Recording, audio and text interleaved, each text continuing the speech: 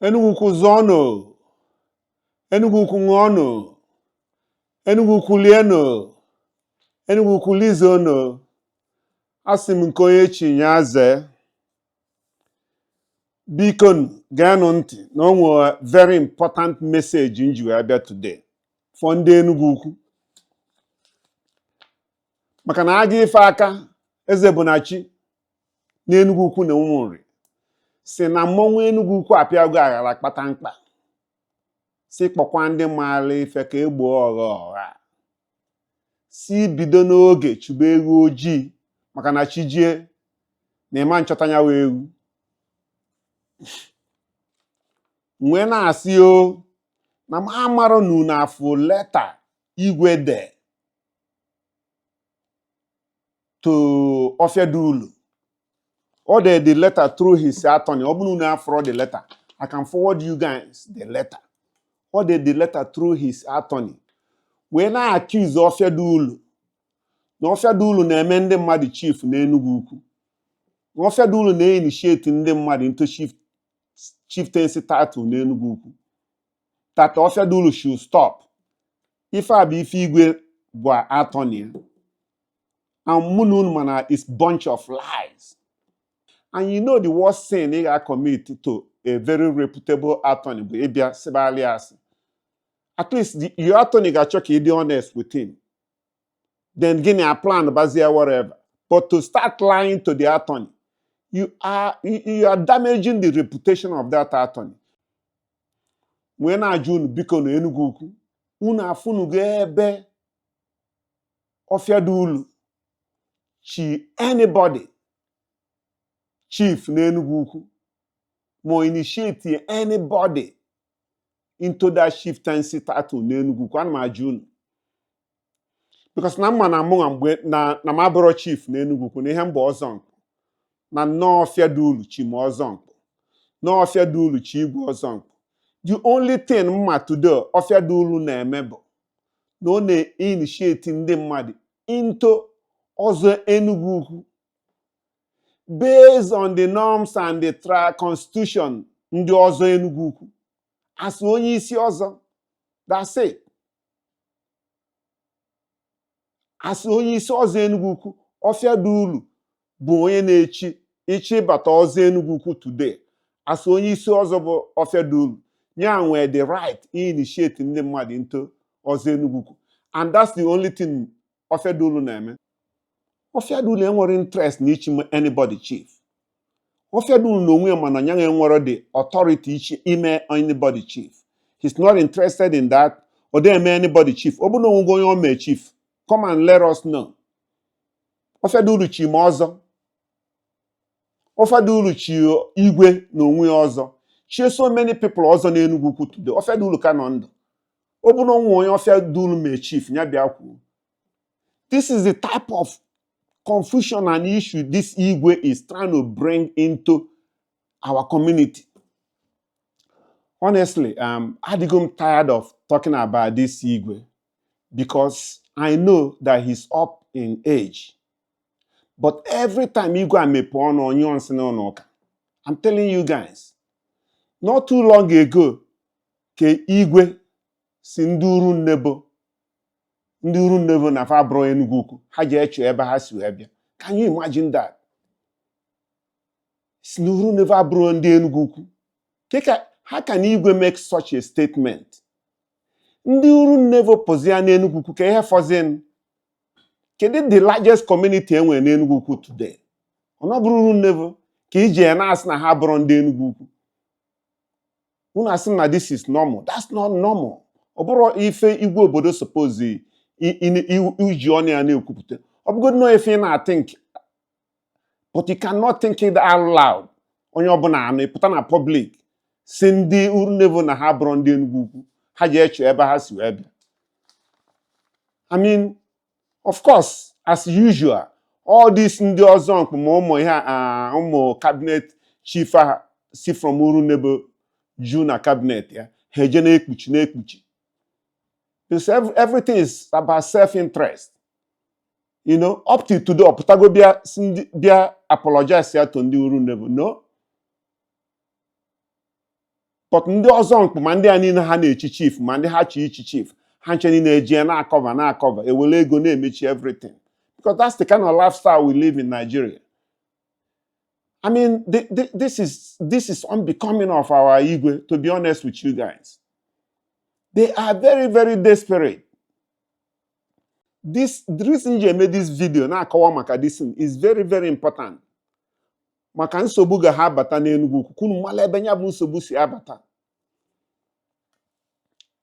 Anya unu afụ na ndị Ofia Dulu ga-echi ọzọ na this December. There be 11. Madi 11. In fact, Oka did 12. Mana one person, we're still working on him. So we kill 12. Man, as of today, confirmed people are getting chosen in Enugu na this December. But Madi 11. And after H is in Madi 11 also, $22 million naira, $22 million naira gaga into the purse of Enugu community. Ka we na-edozi obodo. Anyị adịghị echi ọzọ ka anyị chi ọzọ kelisie ego lie. 22 million ga-aba na development of Enugu Ukwu from ndị ọzọ.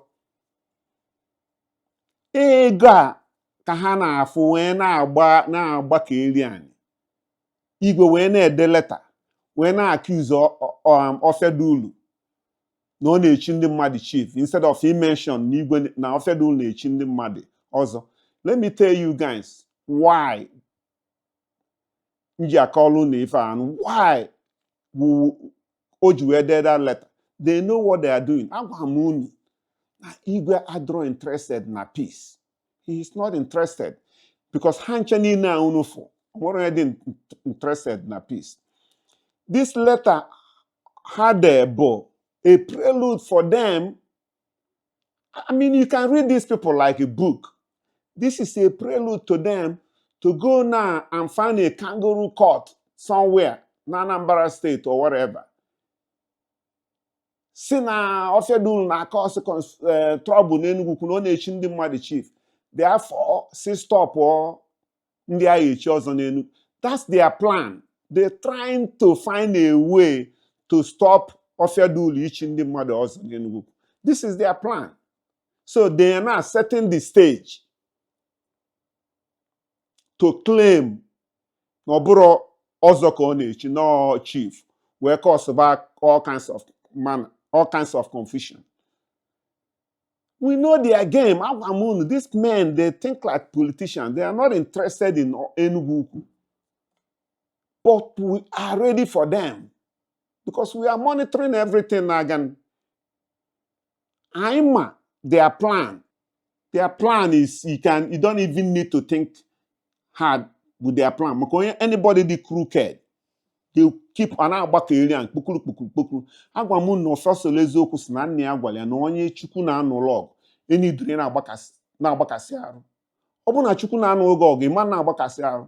Ọ ndị chukwu adị anu log ndị mana ha na aka ha adịrọ ọcha ga-anọ na plot na plan isi na nke a banye na nke a. They are now planning everything. I mean, keka Igwe obodo ga-esi otetuola every day, one thing or the other, instead of planning a way to unite everybody. His worry about how to create chaos and confusion. And to make the matter worse, the reason he made this video, who knew what was going on, because now this is taking a different dimension now. One of the individuals I get chosen at December. Kafa the letter to banye bien threaten ya no chi ọzọ egbuo ya. They are just trying to scare him no chi ọzọ that they will kill him. Amara ndị dead the letter. Wele atubunye ni chi ọzọ egbuo ya. This is just a way to intimidate people. That's the Enugu egbuo ego mmadụ. But the young man is not afraid. This is how desperate these people are when it comes to this other issue. Because on one is on their side, they chose. They are going every nook and corner. Now you're because One of the individual ha ga-echi ọzọ, we rejected him. Not only na reject, he was requesting for a discount. And enye gị discount for what? Na ndị nke ọzọ na-enyere ya discount. And as na enye gị discount. You can go there and you get free. No, that's not what we do. Go over to them. Plus, now his character is already messed up. Everybody was calling us, all the same person, Igwe gwara ya na ọ ga-agbu akpụkpọ na ndụ. Uche nye unu ime nye na Igwe exchange ya na Igwe back and forth. Mgbe ọ na-azọ ECDU president in America. They defeated him, nye na Igwe chipia. All the same person na ha ga-echi ọzọ. Onye Igwe gwa na ọ bụrụ mmadụ na ọ ga-agbu ya akpụkpọ na ndụ. O jego na nke ha na-achọ discount. Oh, that's how desperate ha dị. Ha na-agali village to village. Na-achọ ndị agha echi ọzọ. Ọ bụ na ị kwetara, agbụ na ị na-eje fada achọba Reverend Father Parish Priest akpọ ya ka o jee yọọ gị ka ị bịa chi ọzọ. Ọ bụ na Reverend Father ayọtara gị, ha ga through bishop. I'm telling you guys, this is what's happening in Enugu today. Because now ndị Enugu are the truth. You know, ndị Enugu are the truth. Young progressive minds na abata na to ọzọ Enugu. And we are moving forward. Mmadụ 12 ka a ga-echi ọzọ, 11 or 12 ka a ga-echi ọzọ. Na this December, na Easter, line ndị a ga-echi ọzọ n'ọnwa asatọ. We are moving on. Ọrụ Umenyi na Enugu na-abụzi ịchọta ndị ọ ga-echi ọzọ. Umenyi suppose ịbụ the prime minister. But you all know that he doesn't do his work. No, ndị ọ na-echi ọzọ ka ọ na-achọ. Kedu nke a na-akpọ ndị achi ọzọ mbọsị Akụenwebe? Onwebe onye mana onye Enugu mmanya na-aza Akụenwebe. From nowhere, Akụenwebe. From the day Akụenwebe bata Enugu, kedu onye ya n'akụkụ?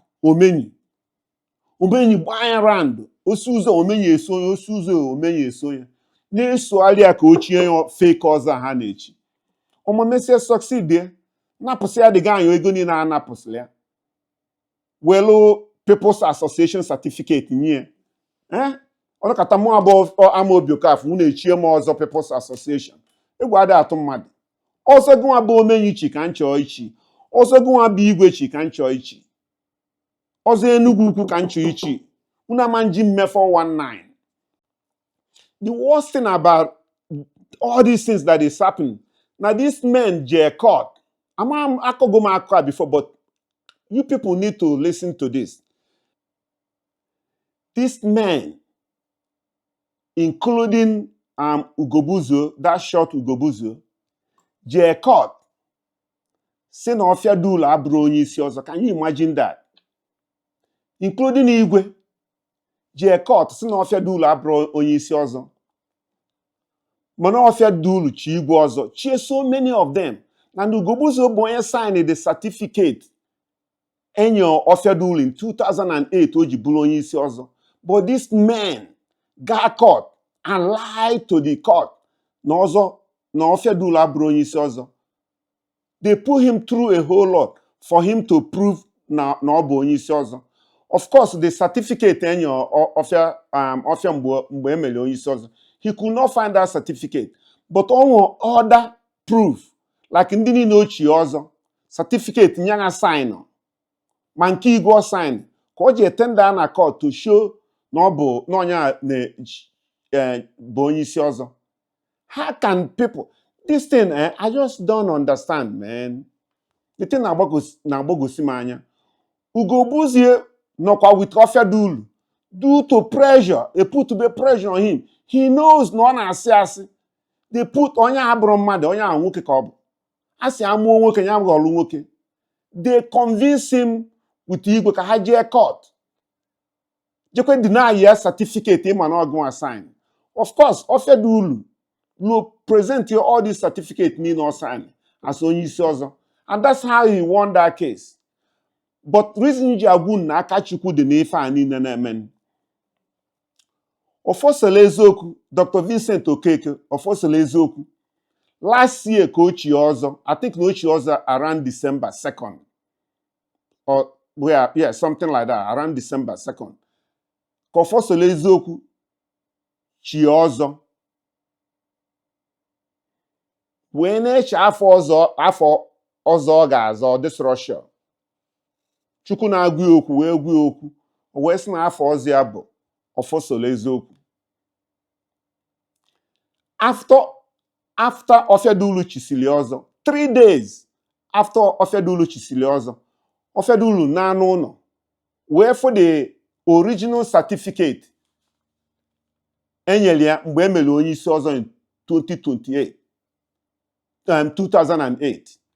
After o chisi ọfọsọrọ eziokwu ọzọ, 3 days after that, nweta the original certificate. Now this January, February, mgbe m mere interview, I showed you guys the original certificate enye Ọfịadụlụ mgbe emere onye isi ọzọ, signed by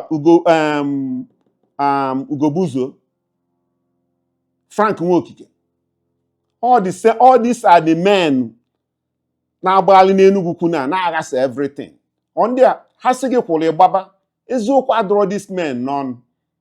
Court wee gwa ha na all the assets and liabilities of Ọzọ Enugu Ukwu should remain with ndị Ọzọ Enugu Ukwu. You people were freedom of association. You can go and form whatever. But unu azakwana Ọzọ Enugu Ukwu na Ụmụnri. Na Ọzọ Enugu Ukwu na Ụmụnri remains with Ọfịadụlụ and his group. Ndị a wee pụọ. With Igwe, can you imagine? Agwa m na Igwe doesn't care about Ọzọ Enugu Ukwu. The reason Igwe ji wee chi ọzọ bụ na mgbe ọ chọ ibu Igwe agwara ya na ọ ga-echi ọzọ. Ọ chọrọ bụ ichi ọzọ. But no Igwe ụka. But nọ na-agwara ya na bifo ibulu Igwe Enugu Ukwu na ị ga-echi ọzọ. O wee je chi ọzọ, chisizi ọzọ wee fụ ndị ọgaranya June wee tie si oo. Ka ezi a na-asị na ọ chọrọ ibu na ọ chọrọ ya. Ọ bụzi na ọ bụrụ part of ọzọ ka ezi ka ihe ọ nọzi eme. Wee buruzie ọzọ n'isi wee luo today. How can you, ọ bụ na Igwe dị interested na Ọzọ Enugu Ukwu, can you imagine Igwe obodo? Ọzọ Enugu Ukwu dị before amụọ m. Ọzọ Enugu Ukwu bụ ọzọ echibe mgbe gboo ka whole Igwe suppose make sure na preserve our custom, especially ihe ọzọ. Ije court si na-eche ọzọ ịbụ Ọzọ Enugu Ukwu. Can you imagine Igwe agwụna ije court si na onwezi anything to do with Ọzọ Enugu Ukwu? Akangwu na eziokwu, o nwere things na confusing, man. Na Nigeria, when you are outside looking in, you now wonder what's going on. Things they abnormal. This is normal to you guys sometimes. Igwe na-achị obodo abandon Ọzọ Enugu Ukwu. Just na ha na-aza indigenous ọzọ or whatever. Ka nji onu n'ọnwa asatọ ha chi mmadụ na-agba ọzọ n'ọnwa asatọ. Unu afọ flyer ndị ha chi ọzọ. The first flyer ha sị na ha bụ prestigious Ọzọ Enugu Ukwu na Ụmụnri. Agwa ha no ọ bụrụ ihe unu bụ. Ha sị na ha bụ kedu ọzọ ha bụ indigenous ọzọ or whatever. Asị ọnọkata asị no. Ọnọkatazi asị na ha bụ People's Association whatever. Ka njikere unu ije ekwunye ụgwọ to ndị ọzọ. Mana ị mara afọ ọzọ ị na-echi. Ị gwa m na this is not madness. Ị mara afọ ọzọ unu. Not too long, about 6 months ago ka ha je Abuja wee je register ọzọ ha register. Ọ bụrụ na ọzọ no People's Club or whatever. It's not ọzọ People's Club Association. Wee je register social club. Wee na ndị mmadụ ego si na ha na-echi ha ọzọ. Onye echi ọzọ enye ọzọ register 6 months ago. Onye a bụ Ọzọ Enugu Ukwu.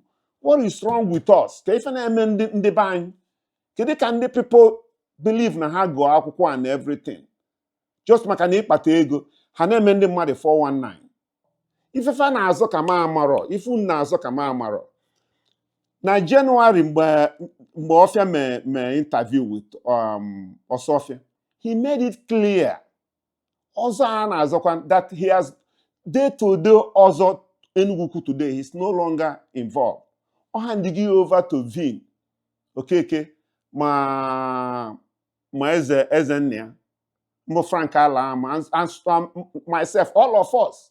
He's not interested. No na ọ chọ ka Ọzọ Enugu Ukwu ji na-anwụnara ya n'aka ya, ya na Ọsọfịa. Go and talk to them today. they are very happy na ozi Enugu Ukwu a na ọkụ agụnyere ya n'aka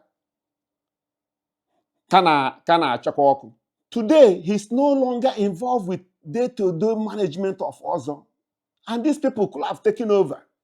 Mana ọ na-arụva ka ha napịa the thing maka ndị ekpelime jupụta there. I mean, but today also Ofia Dulu na Nosofia, the biggest, when you talk to them, ha agwa na ha dị happy maka na asị na ọkụ agụnyere nwata n'aka ama nri ya na fa dị happy na this Ozo Enugu Ukwu did not end with him and Nosofia, and they are passing it over to the next generation. And if I had on ISO na bribe Ofia Dulu you people are wasting your time. Because Ofia Dulu bụ just onye isi ọzọ. Ofia Dulu abụrụ Ozo Enugu Ukwu. He's just there as onye isi ọzọ. If a more Ofia Dulu today, Osofia will take over. Achọ Osofia Afria today, Ofosele Eziokwu will take over. So even Nejesi na-azụ na-achọ inye ego or whatever, we know everything you people are doing. All this time we not plan all these dirty tricks. Why not take that time and plan how to make peace? Because you people, to make peace is like noon the week. That's how you people reason. Because politicians don't care about making peace. The only thing they think about is how to win from one plot to another plot. Wally, I'm promising you guys, when she also has no other money or whatever. After na this Christmas, I are there about 23 or so. And I'm telling you guys, by this time, by 2025, those Enugu Ukwu ga-elu 50. Okay, prominent people the ready each other, the meaning of Ozo, showing make sure Ozo Enugu Ukwu continues. So you are not dealing with Umuazi. Onye a ga-echi ọzọ na this December, ọ nọ n'ikpe akụ. Banye na ọ nọ n'ikpe akụ n'ikpo nze nwanne ya nwoke. These two brothers, ndị ire, ha banye Agwuna's cabinet almost 30 years ago. Ndị a bụ member of the cabinet Agwuna. Before some of you amarụ ihe na-aza cabinet. These are the type of people na-abịa ichi ọzọ with Ofia Dulu today. Because they are sick and tired of this nonsense name in Enugu Ukwu today. And the Omenyi is behind all this stuff. Because the only thing Omenyi care about ego. What is Oku did that man none, man? In fact, MM investigation, because I was trying to understand Kediko Omenyi is about the prime minister. I first was about prime minister. Obulo Omenyi. I thought na prime minister was zoned to Ndi Ifitani. Because even a prime minister the zone to Ndi Ifitani. The man Ndi Ifitani withdraw Omenyi from that position. Because he does not qualify about anything. Any of the people, the honest, the truthful. But every day, an accusing Nili Egonya. Is that the kind of character I need in Enugu Ukwu today? Or because no one are challenging there. They are used to getting away with whatever saw her. Nobody were the gods. He challenge her. To them, Hana Pugo Ofia Dulu Ozo everything. But Hamaro na Chukwu Bineni Igwe. They didn't see any of this coming. That's why they're all confused. Hamaro na have indigenous Ozo. Bolo People's Association or whatever. How was Uzona? Very confused set of people. And let me tell you guys something. Mgbe Igwe kpọ Ofosole Eziokwu, not too long ago, ka ọ kpọ Ofosole Eziokwu ya bịa na palace ya ka ha kpaa ka mmalụ ka ya esi wee dozi Enugu Ukwu. Ofosole Eziokwu honored that invitation. Na nke Igwe.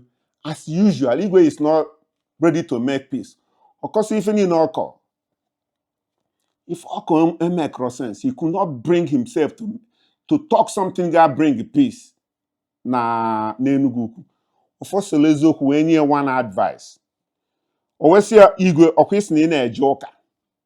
Igwe si yes, na Igwe bụ onye ụka. Osi Igwe ya wepụta Bible ya. Watch inye this piece of advice before CBA wepo.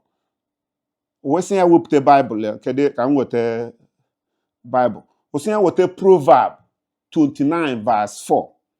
For ndị na-eje ụka, jee gụọ ya Proverb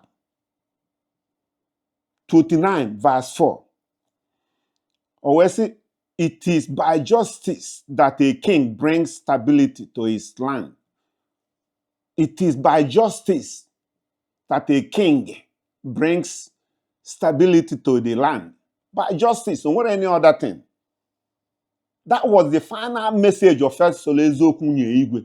Igwe na Frank Nwokike, maka Frank Nwokike ogomni for na amiali bi Igwe. He told the things, no nugo.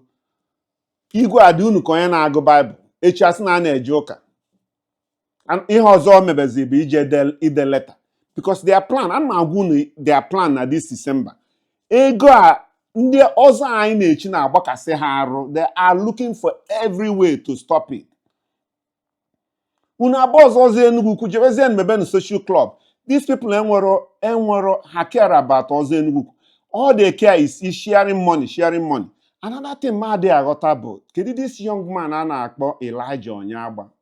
O nwere video mee mbọsị a pụta na public na-akọwa the process you have to go through ka iwe bụrụ onye ọzọ n'Enugu Ukwu.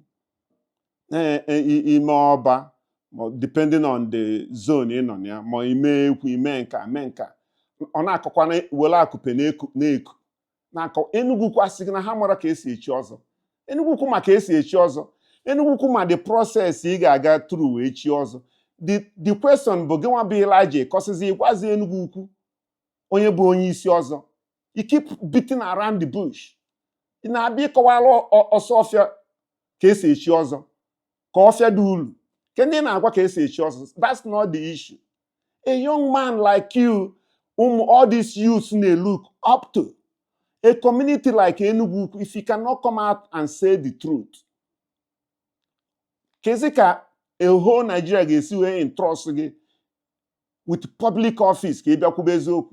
This is the problem I want to buy. A young man like you put on a public. Now that's an insult. Each night, put in one position or the other. Can vote. I will campaign against people like you because we natural progress at all. I say has no courage, nothing. It's not a politician. But I go Enugu Ukwu case echi. You man need the courageous. You were that courage. But I go Enugu Ukwu eziokwu. But you cannot do that. You need to stay away from this other thing. If you are not ready to tell the truth, go Abuja je chọba contract nacho there. Go and find something. Now, but as Enugu Ukwu na-akpọ ọgbaghara, you people will not succeed. Now plan on everything, son. We are ready for you. This is very, very shameful. I keep saying this. The generation, Keta, the worse than previous generation. And it's getting worse. Every generation after one generation, now the worse than the previous generation. No, but then people are looking up to. We are not interested in KCH. Why are you people beating around the bush? That's all we are asking. Okwa December no. Mmadụ 11 na I ga-echi ọzọ. I ga-echi si ha ọzọ nwere ife ga-eme. Like I said, the good thing about this now, these people are not even worried. What are they worried? So Enugu Ukwu kwadobenu. I will put the invitation. Very soon, we will more arrangements and plans about ndị a ga-echi ọzọ. Onye nwe efe ya bịa support ụmụnne. If I na-eme bụ omenani. Anyị dị eme omenelu. If I na-eme bụ omenani. If I bụ omenani nna anyị fara pụrụ anyị. We cannot allow these greedy men to hijack the whole thing. Enough is enough. Enough is enough. Mụ abụọ ọzọ mkpa ama Obi Okafọ. Ofia Ogwu na Enugu Ukwu. M ga-anọ na December. Chukwudobe m ndị a niile a echi ọzọ, I will be present. So ndị mama nọ bụ maybe in the beginning before nnata. mana nnatara ndị niile a ga-echi ọzọ ha nchi niile ga-anọ there. So no amount of intimidation or anything will stop any of this. But na reason ji wee made this video bụ ka m gwa unu ka ha amalụkwa na anyị ma their plans. Na their next step bụ ije any kangaroo court wepụta something accuse Ofedul na ọ na-echi ndị na ọ na-eme ndị mmadụ chief nka just to cause confusion. They forget na ha nwekwe ndị ha ga-echi ọzọ that will retaliate. We do the same thing. Chibe na ọzọ na-echi ka anyị nwa chibe ọzọ anyị ka ifu na wọrịla onwe unu. Enugu Ukwu kwụ anyị n'azụ. Enugu Ukwu ma ebe eziokwu dị. And we will continue to tell the truth. We are not afraid of anybody. Enugu Ukwu ekenekwe m unu.